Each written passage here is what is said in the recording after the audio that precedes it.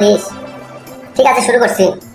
আগের দিনে পোলা পানে পড়া শেষে বিকেল বেলা খেলতে যাইতো মাঠে।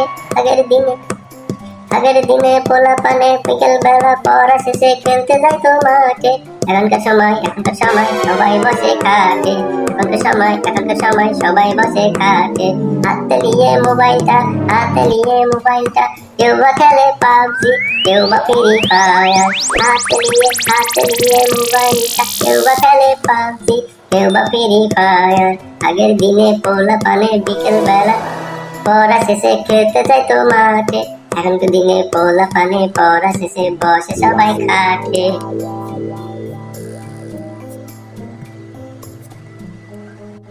কেউ বা দেখে ফেসবুক আর কেউ বা ইনস্টাগ্রাম, ইউটিউবেতে শর্ট বানিয়ে হচ্ছে সবাই ভাইরাল। এখনকার দিনে পোলা পানে মাঠে যায় না খেলতে, খাটে বসে সবাই খেলে পাবজি আর ফ্রি ফায়ার। কিন্তু ভাই স্যার এই কে রে, স্কুলে এসে ফ্রি ফায়ার খেলছে কে? না স্যার, কেউ না। ওই গেদু ভাই একটা গান শোনাচ্ছিল আমাদের। গেদু, তুই আবার কি শিল্পী হয়েছিস নাকি আজকাল? না স্যার, খুব একটা ভালো পারি না, পোলাপান রিকোয়েস্ট করলো তাই একটু চেষ্টা করলাম। এই চেষ্টাটুকু পড়াশোনায় করলেই তো পারিস, তাহলেই তো পড়াশোনা করে ভালো হতে পারিস জীবনে। স্যার, ওটুকু তো চেষ্টা আমরা সবাই করি, পড়াশোনা করে তো আমরা জীবনে ভালো হতেই চাই, ভালো কিছু করতেই চাই, বাকিটা আপনার দোয়া। হ্যাঁ, সেটা তো দেখছি। তোদের যে অবস্থা, তাতে পাশ মার্ক তুলতে পারবি কিনা সেটাও আমার সন্দেহ হয়। কি যে বলেন না স্যার আপনি, আমরা 99% মার্ক নিয়ে পাশ করবো এবার। তাই নাকি? 99% মার্ক নিয়ে পাস করবি? তাহলে 9 পাবি কিনা সেটা নিয়েই সন্দেহ আছে। পরীক্ষার সময় দেখা যাবে স্যার।